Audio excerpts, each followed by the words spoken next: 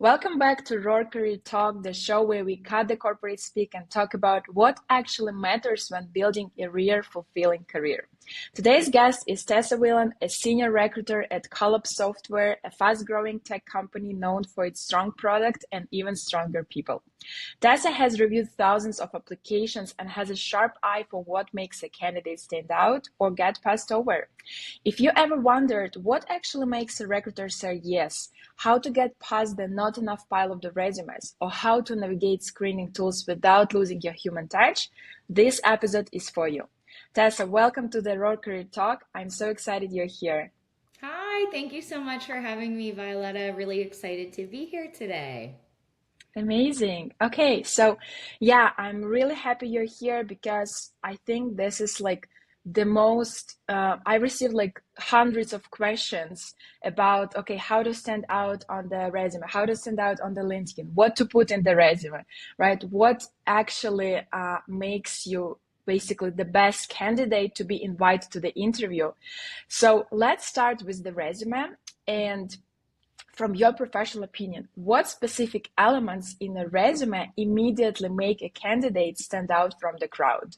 Yeah, I think that's a great question. And I feel like I have a bit of an interesting answer because I think that the ultimate answer is it depends. And I think that there are so many different pieces of advice out there that you'll hear from recruiters or hiring managers or industry experts or what have you.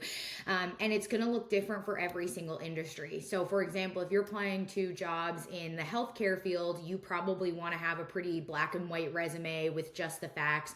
Maybe your resume is going to be a little bit longer to highlight any projects or research papers that you've worked on, whereas the completely opposite applies in tech. So in tech, you want to have a super short resume, maybe one, max 2 pages. You might want to add some flair with a little bit of color. You might want to put in some personality to the application, whereas in a different industry, that might not be as welcome or as important. So I think the first thing is to like really think about the industry that you're trying to break into and like what is going to match that. So if you're trying to break into a little bit more of an older industry or a little bit more of a, I don't want to say professional, but kind of an antiquated industry, you might not want to use like a pink resume. Whereas in tech, like if I saw a pink resume, I'd be like, that's great. Like I Right. love that this person is putting through a little bit of personality, because I see so many black and white resumes in the run of a day. When I see a little bit of color or a little bit of personality put into the resume, it really stands out for me. So obviously I'm in tech, so that's what I know best and what I will speak to best. But I think like when you're thinking about a resume being clear and concise, I think injecting a little bit of your personality where it's appropriate and professional, whether that's a little bit of color or how you speak. Something that I really like to see is a lot of times recruiters are reviewing a ton of resumes at one time, and there's a ton of different companies out there, and we may not be familiar with all of them. So including a one little line around what the company is that you worked for, I've found has been super helpful in giving me context. So for example, if I was writing my own resume and I was talking about Colab, I would have a little line Mhm. underneath that says, Colab is a B2B SaaS company serving mechanical engineers in the design review space, just to kind of add that context of like what this company is. I also think that a lot of times when you see a specific title, you can make some inferences about what that person's job activities or duties might have been. So like if I saw a senior recruiter on an application, I can understand that that person was likely responsible for screening resumes, for booking interviews, for putting out candidate offers, and running the recruitment process. But what I like to see is kind of taking it a step further and articulating the qualitative impact in your resume. So instead of Mhm. saying like, I put out offers, saying like I had a 100% successful offer rate, or I was able to reduce time to fill by 40%, kind of adding those metrics I find is really helpful for a recruiter. And that's something that kind of stands out to me when I'm reviewing resumes. Amazing. Yeah, that sounds really, really helpful here. So, what if we're talking about the standard resume format, right? So, what should be the standard resume format? You already mentioned that it should be like clear and concise, one, maximum two pages, right? But if we talk about the bullet points, right? So, how many bullet points should the candidates have? Because I've seen like from 4 to 8. So what's the golden standard here? And does every bullet point should be supported by numbers? That's a great question. I don't think every bullet point needs to be supported by numbers. I think it's always helpful. Maybe that's a little bit different if you're in a sales role because numbers are kind of the name of the game there, and it's super helpful to understand what someone's Yeah. quota, what their average deal size, close length, things like that might be important. But I don't think a number needs to be attached to every single bullet point. It's helpful when it's there in some capacities. I think that anything over four-ish bullets is getting to be a bit long, to be honest with Uh-huh. you. Like when you think about a recruiter reviewing a resume, like they've got like 6 seconds that they're doing this in. So if you think about 6 seconds and you've got like 10 plus bullet points, a recruiter is not going to be able to read all of that very quickly. Right. And the more that they have to read, the more digging that they have to do for something, like the less likely they're going to be to pay attention and to take in the information. So I think that like as short and concise as you can make it is important. So like to me, 4 bullet points, maybe five should be kind of like a good standard, but anything that's like 8 or 10, I think is getting to the point of being too long. Yeah, yeah, perfect. Okay, so we should aim for like four, maximum maybe five bullet points for each position. Perfect. Yeah. And when you have like two equally qualified candidates for the same position with like similar resumes, with similar experience, right? What factors ultimately help you decide who can be invited to the interview, or if they already been invited to the interview, who will get to the next round? So basically, what's the X factor that tips the scales? I'll break it down. So, in terms of like looking at two resumes that have pretty similar experiences, education background, skills, to me, it's always going to come into effort. So, did that person like submit application questions? So, typically now we see a lot of application questions involved in the application process. So, did they give me like a paragraph of why they want to work here, or was it just a quick like one sentence, I'm looking for a job? Or did they really put effort into articulating like why Colab? Why this role and how it impacts their long-term career vision. So I'd say that's kind of number one. Number two is sometimes a cover letter. So did they go that extra step further to write a cover letter to articulate their interest in that way? And then looking at their resumes as well, kind of like, did this person put effort into it? Is it easy to read? Is it clear and concise? Can I tell that they've got strong written communication from these documents that they've provided? So that's kind of how I would discern similar experiences between like a resume and an interview. Typically, I find that once people get to an interview conversation, they could have the exact same experience, the exact same education, but they could present totally different in an interview. And so for me Right. at Colab, like I'm really looking for that cultural alignment and addition who's going to amplify our cultural values. So for us at Colab, that's people who are super motivated and driven, people who have a really positive attitude, who have that like growth mindset, who want to learn, who want to continue to grow and try new things and aren't necessarily afraid of quote unquote failure. So to me, like I really look for that cultural alignment, and I would imagine that other recruiters are looking for the same. And every single company has different corporate values that they articulate and look for in their culture. So like what resonates with Colab might not resonate with Salesforce or another company. So I think like being able to apply to roles that align with your own values is really important in standing out because it comes naturally to you. You don't have to say like, okay, I'm going into an interview with Colab. I want to make sure I've got like a positive attitude and I'm really motivated. You want those things to shine through naturally. So that's why I always like to tell people to like review the values, see how it aligns with yourself, because sometimes it might not align and that's totally okay. There's a place for everybody out there. But I think that the cultural ad is really a big piece for me in making those decisions. Yeah, perfect, perfect. So basically to all our listeners, to summarize what Tessa mentioned, if you have probably like a similar resume to another applicant, how you can stand out? You can make that extra step, extra effort by submitting the cover letter, right? Or maybe reaching out to even the recruiter, right? And also maybe focusing and practicing more for the interview. That's the place where you can shine and show how your values align with the values of the company. Perfect. So you already mentioned about the cover letter, right? So this is the question also I get the most. Should I submit the cover letter or no? Do recruiters even read them? So what's your point of that? Like, should we really submit cover letter with every application? Yeah, so this is a bit of an interesting conversation in the recruitment world right now, and maybe my take is a little bit spicy, but I think that cover letters are kind of on their way out. I think that in older industries that maybe aren't as advanced as tech, I think people are kind of moving away from or are using cover letters in those older industries, whereas in tech, I think people are kind of moving away from cover letters.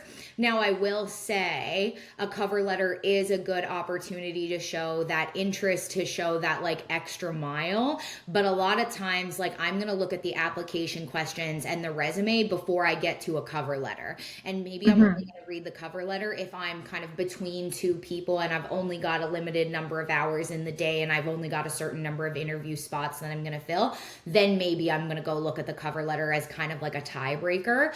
So I don't think that it can hurt you in the process unless you have it addressed to the wrong person or you have it addressed to the wrong company. But I think that it, like, do I think it's a super big necessity? No. But do I think that it kind of shows that extra level of effort? Yes. Which is kind of an interesting take. Yeah. So maybe like every applicant, job seeker should pay attention more and dedicate more time to the applicant questions, right? Questions in the application and spend more time on that, being thoughtful, right? Trying not to use like AI and just writing from themselves, like what they really think, why they want to work there, right? And the rest questions. Perfect.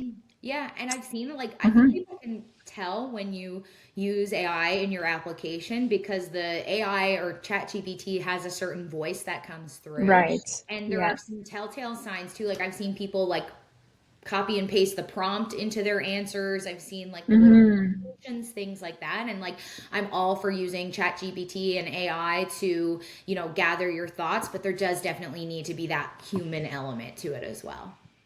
Yeah, of course. Maybe like ChatGPT and other Gen AI tools are great for preparing for the interview, practicing your questions, right? Practicing your answers, right? But when it comes to the applicant questions, when you apply for the job, it's always better to write in your own words, Totally for agree. sure. And I encourage people to use ChatGPT when they're applying for or preparing for an interview as well, because if you put the job description in there and ask it to spit you out questions, then that's a great way for you to practice for the interview and get comfortable talking about your own experiences in relation to that job description. So I always find that's like a super helpful way to use ChatGPT.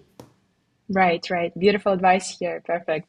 And if we're talking about like common mistakes, right? So what are the biggest mistakes you see candidates making in 2025 with their resumes or during the interviews?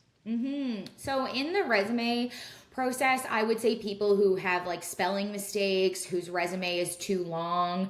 I've seen sometimes people will try and shorten their spacing and kind of jam everything onto one page so it's not easy to read. So I think that's a mistake. I think like honestly sometimes people will put their like address and references on a resume. I just don't think that's necessary at this stage. If someone needs your address, they'll ask. If someone needs your references, they will also ask. So not that it's a mistake, not that it counts against you, but I just think it's something that's like not really necessary to put on a resume.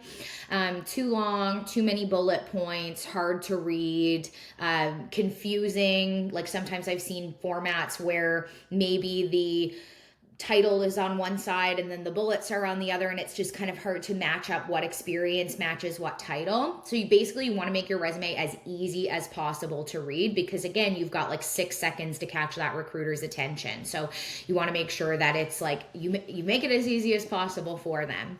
And then in the interview process, I think that I don't want to necessarily call them mistakes, because I think it's ultimately like alignment to the position and to the company's culture. And if there's not that alignment, like that's okay. It doesn't mean that you're like a bad person, or, you're not good because you didn't get this job. But I think that some interview things to avoid would be like not doing your research beforehand. So like not understanding the company, their business problems, the person that is interviewing you. So if you're going into a conversation with a recruiter or a hiring manager, understanding who that person is, how their job relates to the organization is super helpful. I would also say some kind of mistakes that I've seen is like being nervous is super normal in an interview process, but sometimes those nerves kind of like hinder people's ability to answer questions. And so a lot of times recruiters are asking situationally based questions. So that sounds like, tell me about a time when, give me an example of those like situation questions. And so I find when people don't have an answer, or like it takes them a really long time to think of an answer, then sometimes that can lead to not feeling very confident in that person and their ability. So that's why I always like to tell people to use ChatGPT, kind of like we were just talking about, where like practice speaking about your own experiences, practice talking about your examples, so that in the moment they come to your mind much more easily and you are able to speak about them confidently, instead of kind of sitting there humming and hawing over what you're going to say and what example you're going to pull upon. I just think that helps with confidence. And again, it's normal to be nervous in an interview. Like sometimes interviewers are nervous to interview people. Like I've gone into an interview, Of course. and I've been nervous as well. So I think that's totally normal, but it's just kind of like how you prepare for that is different. Yeah. Yeah. I absolutely love your pieces of advice here. So, yeah, we first need to understand that recruiters are also human beings, are also people, right? So, when it comes to the resume, please do not like pack and jam every like single bullet point, your experience on to fit in that like 1 or 2 page. If you have extensive experience, maybe like 15, 20 years, right? It's better to have like just extra page maybe, right? In order not to put everything in one page and just like makes recruiters' eyes to cry, right? So it's better always to kind of separate things a little bit, right? And when, as you mentioned, like totally agree with you, like when it comes to the interview, preparation is the key, right? Practice, practice, practice. Like being nervous is totally fine, but please learn about the company, do your research, do your homework. Just check the LinkedIn page of the recruiter or hiring manager you're talking to, right? That would make just you stand out and feel like you will feel even confident inside that you are prepared, right? Okay, perfect. So when it comes to the, like we mentioned, like checking the LinkedIn page, right? And reaching out to the recruiters. So do LinkedIn messages to recruiters work? And should applicants even send them to the recruiters? And when to do that? Before you apply for the job, after you applied for the job, when is the right time? Yeah, great question. So I think that reaching out to a recruiter is a good idea, but it does depend on your outreach and the tone of your message and kind of how you approach it. So what I mean by that is if you are approaching a recruiter with a short and clear and concise message that's friendly in nature and has a clear ask, then that's great. That's fantastic. If you are approaching a recruiter and you are maybe being really pushy in asking for a resume review or a referral for an open role, or asking for updates repeatedly, maybe you're a little bit snarky in your tone, your message might be really long with multiple paragraphs, that's not a great example of good outreach. So when you think about a recruiter, they likely have a massive inbox full of people asking very similar questions as to you.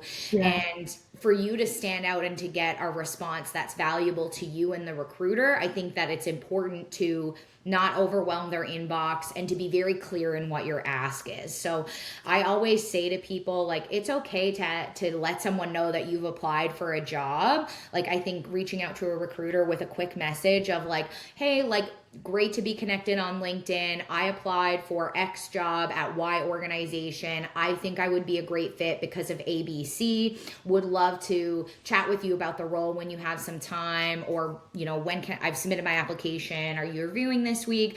Just kind of like a short and sweet message is really nice, because that's going to ping your name in the recruiter's head when they're reviewing resumes of like, oh, this person reached out to me on LinkedIn. It's kind of like we talked about with that cover letter or application question. It's a good indicator of like, this person cares, this person wants this job. And it's just an example of going above and beyond. Now, on the flip side of that, if you're kind of like really pressuring a recruiter, or you've never had a conversation with them before and you're asking for a reference, that might work against you. So you don't want to aggravate or agitate the person on the other end of that message. So you just want to make sure that you're clear and concise in your outreach, friendly in tone, and you've got that clear ask. That's not asking for a referral. And to be honest, like, I would love to review every single resume that comes into my LinkedIn inbox, but it's just not a reality with the number that I receive. And so it can be easy to reach out to a recruiter and say like, hey, can you please review my resume? I'm really struggling to get a job. And it's probably not something that recruiters are going to be able to do or help with. And there are a lot of other resources that you can use. So like, you can run your resume through ChatGPT and ask it to analyze it for you. You can ask a friend. There's a lot of recruiters out there who do that as like a side hustle, is reviewing resumes. I know my boss at Colab, Jessica Winder, she does this in her spare time. So like, there's a lot of different routes that you can take that's not directly asking a recruiter. Yeah, amazing. Definitely. Like, I personally get, I'm not a recruiter, right? So I personally get like lots of messages during the day. Hey, can you review my resume, right? Or are you hiring, right? So like, first do your research on the person, right? Is there a recruiter even? Like, are they hiring, right? If not, then maybe do not reach out with this request, because first, this person doesn't know you yet, right? You haven't established any connections yet. You're not engaged with them, right? So then why this person would like review your resume, right? So instead, focus on being like short, specified, on being friendly, right? A little blurb about yourself, maybe also attach your resume, right? Just to ease the process for the recruiter. Maybe mention that you are going to apply or you already applied for the position, right? But not like put these like long paragraphs with the request. And Violet, I know Definitely. you mentioned like when you're reaching out to a recruiter, like what's the best time? And I think like Yeah. the first thing is, if you reach out to a recruiter and say, are you hiring? They're going to just direct you immediately to their careers page if they even respond. And so the best time to reach out is after you've submitted an application. I think that reaching out to a recruiter and asking if they're hiring is like reaching out to a bear and asking if it lives in the woods. Like a recruiter is Right. always hiring, right? So Yeah, it's a bit of a silly definitely. question. It's even irresponsible, I think, you Yeah. know? Yeah. So I think it's nicer to, I think it's nicer to do the research first and say like, okay, I looked at the careers page. I don't see anything that I'm a fit for. Like, maybe you still want to reach out to that recruiter and say like, hey, I took a look at the careers page. There's nothing that aligns with my experiences right now, but would love to stay in touch for X, Y, and Z roles. That's a great message. That's fantastic.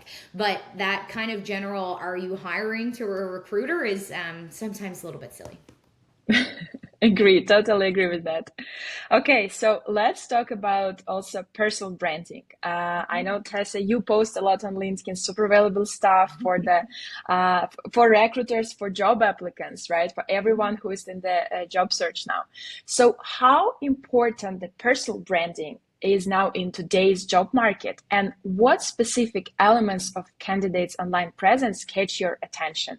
And do recruiters like go to people's LinkedIn page, check them, and what they look for in their LinkedIn page? So I definitely will go to people's LinkedIn pages, because when you think about LinkedIn, it's like a digital copy of your resume that's living and breathing. So I typically will go to look at someone's LinkedIn, particularly if they're in a sales or customer facing role, because that is typically a more extroverted role where verbal and written communication are super important. So I do think that Mhm. having a good LinkedIn presence is really important, and like having your own personal brand is important. That doesn't mean that you need to have 60,000 followers on LinkedIn and be posting thought-provoking articles every single day. It can be like way less intense than that, but I think doing things like having a really nice headshot or photo of you that's clear, that's professional, having a header, having an interesting about section that kind of details like who you are, a little bit about your experiences, qualifications, any awards or kind of achievements that you've had and what you're looking for, just kind of gives the recruiter an indication of like who you are and what you want with your career. Mhm. I think seeing that engagement on LinkedIn of like liking, commenting, maybe doing a few posts here and there, I think is all great. Like when I go to someone's LinkedIn, I'm not necessarily looking for someone who's like posting all of these thought pieces or is a thought leader in the space. Now, if I did see that, I would likely be pretty impressed. Like if the person is posting really engaging articles or content or posts, that would be something that would be kind of going above and beyond me, something that I would notice. But you can still have a strong personal brand without having like 75,000 followers and like posting every single day. Like sometimes that can just look like some light engagement, like you're commenting on people's posts, you're in a pleasant way. Like I've seen some people post and really like tear other people down in comments, and like that's going to do the opposite of what you want it to do. Like if I went on to someone's profile and saw that they were leaving all these negative or argumentative comments on a different post, that would be a huge red flag to me in terms of Mhm. collaboration and teamwork and how they work with people, and it's not someone that I would likely move forward in the process. So I just think that like your online LinkedIn presence is really important. And like if you don't have, if you're kind of like a LinkedIn ghost, you don't have a headshot or like you don't post or you don't have very much on your profile, that might be a red flag for me as well, because Mhm. I don't see that engagement. I don't see that passion or care for what you do. And a lot of times, even if you're not actively applying for a job, recruiters are often sourcing on LinkedIn. So you might get a message from them that says, like, hey, I know you're not open to work right now, but I have this role. Would this be something that you're interested in talking about? And like, I'm not going to reach out to somebody who is not active on LinkedIn because the likelihood of them responding is super low or being interested. So I think that that's just something to keep in the back of your head. Yeah, totally agree with you, Tess, on that. Like LinkedIn online presence is very important, especially nowadays, right? And it's, as you mentioned, it's your like digital resume, right? So it's very important to be also mindful about like what you're doing on LinkedIn, right? What comments you posting, what posts, what posts you engage with, like what likes even you put there, right? So it's very important, and yeah, be mindful for that.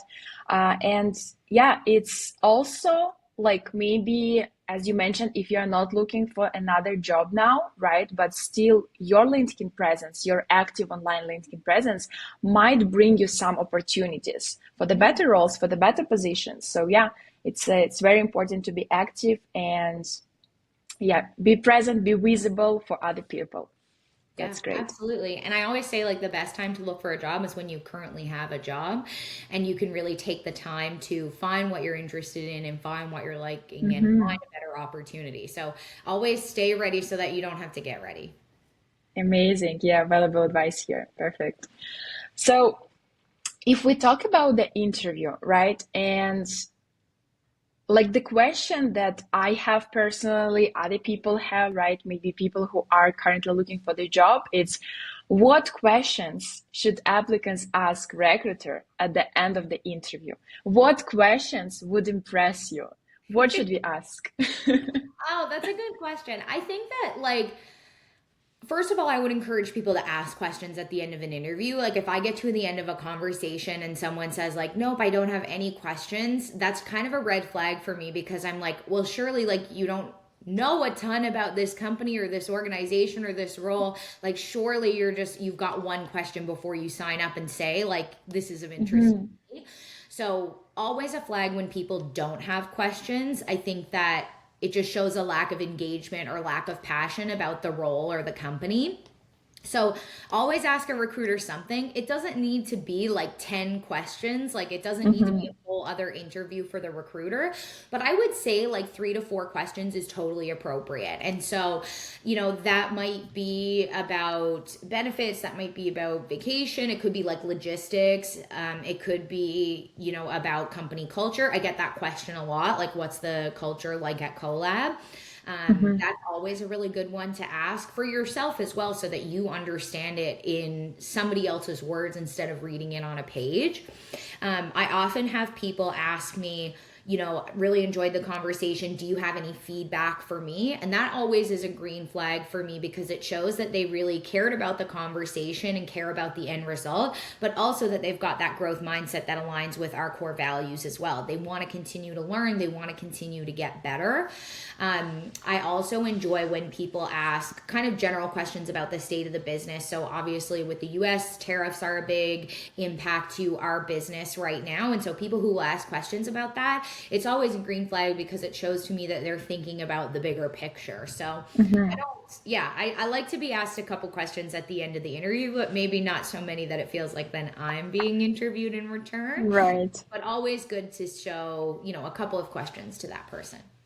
Yeah, yeah, and not to overwhelm the recruiter, right? It's Mm. just like to show that you are interested in the company, in the role, in the position, in the culture, right? Just in the strategy, maybe, right? For the company, for your position. So yeah, it's very great to ask the questions, but like just not too much. Focus on main like 3, 4 questions, and you'll be gold, right? And I also think it's important for people to remember, like, this is a decision that you are making too. Like, just as much as the company is interviewing you to see if they want you to work there, like, you should be interviewing the company to see if you want to work there as well. Like, it's a mutual decision. No one's doing you any favors by offering you a job. Like, it's a decision for you to make as well. And you should be able to ask any information that you need to be able to make that decision. Of course, totally agree with that. It's like treat it as a conversation rather than interrogation, right? So Mm. that's only what matters here. Okay, perfect. And very important question here. So we have like a job description, right? And we see the different requirements there, like maybe 15 bullet points of the job requirements. So, and for example, the applicants see that they match only 60% of the job scope, right? Like, or maybe the half of them. Should they still apply for the position? Or it's a big no for them? They should aim just for the position where they fit like 80, 90%. Yeah, I think it's a great question. And my answer is the cheesy recruitment answer of it depends. So I think if you're someone who has just graduated from a program and you are looking to move into an entry level role and you see a senior role posted that needs like 5 to 7 years of experience, that's not likely going to be a match for you. So I wouldn't encourage someone to do that. I think that if you are meeting most of the job requirements and maybe it's like a little bit of a reach or there's a little bit of things that you don't have, absolutely go for that. But I think that you should align yourself to the job description as much as you possibly can. That doesn't mean like, okay, I have every single one of these bullet points, but you should generally Mhm. align to the role. Like if you're a junior, you shouldn't be applying for senior roles. And if you're a senior, you shouldn't be applying for an entry level role either. So you want to have that kind of like general career alignment to the roles that you're applying for. I think a lot of times there can be really good success in roles with transferable skills. So, I spoke to someone one time who hired somebody who had never worked a day in their life in sales. He worked for like garbage collection with the municipality and he ended up moving into a sales role and it was like an amazing fit and he ended up being one of their best salespeople. So I think there is that importance in like breaking the mold and breaking a recruiter's thought process and what they think is possible, but also taking those skills and being able to transfer them and articulate that translation to Mhm. a new role that might be kind of out of the typical scope, I'll say. But again, kind of that general alignment. Like if you don't have experience in something, you want to kind of stick to more of that like entry level junior kind of alignment. And if you're senior, stick to more of that senior alignment. But I don't buy into you need to meet 100% of these job description Mhm. adjectives in order to apply for a job. Yeah, fantastic. So that's also like my example too, right? So this is how I got into the project management. I used my transferable skills from my other careers where I worked as a marketing manager, like admin assistant, exec assistant, right? Front end developer. So I kind of summarized it all, like gathered all my transferable skills and applied for the role, even if although I haven't met that like, 100% fit for the role, but I was able to communicate and articulate all my like skills and experience during the interview, and that's what landed me a job. So this is my real example. This is what Tessa also provided as an example. So yeah, if you see that if you don't even meet 100%, still apply, use your transferable skills, and be sure about the level, right? As Tessa mentioned, like if you're a senior, don't apply for the entry level role and vice versa. Yeah, Perfect. absolutely. Yeah. So, what's the biggest advice for someone who is looking for a job now you can give, Tessa? I think it feels a bit cheesy to say, but don't give up. Like, it's a really hard market out there, especially in tech. There have been a ton of layoffs and there's a ton of candidates in the market. And that can feel super discouraging to people when you're putting out tons of applications and you're putting a lot of effort into it and you feel like you're doing all the right steps. Like, it can feel super discouraging. And, just keep going, keep doing the steps. Like, you will be successful. Reach out to recruiters, make those genuine connections, and make those genuine connections in your own network as well. Like, talk to your peers, to your coworkers, your friends from school that you're looking for a job, and you never know where those leads can take you. So I know it sounds cheesy, but like, don't give up, keep going, keep that positive attitude.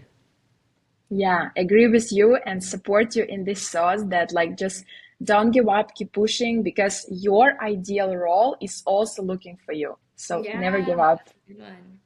Yeah, fantastic. Okay, Tessa, thank you so much for pulling back the curtain on the recruitment process. I hope it was super, super valuable and insightful for our listeners. So yeah, make sure to connect with Tessa on LinkedIn. And if this episode helped you rethink your strategy, send it to the friend or the fellow job seeker who could use it. Thank you so much, Tessa. Thank you, Violetta, for having me. Absolutely.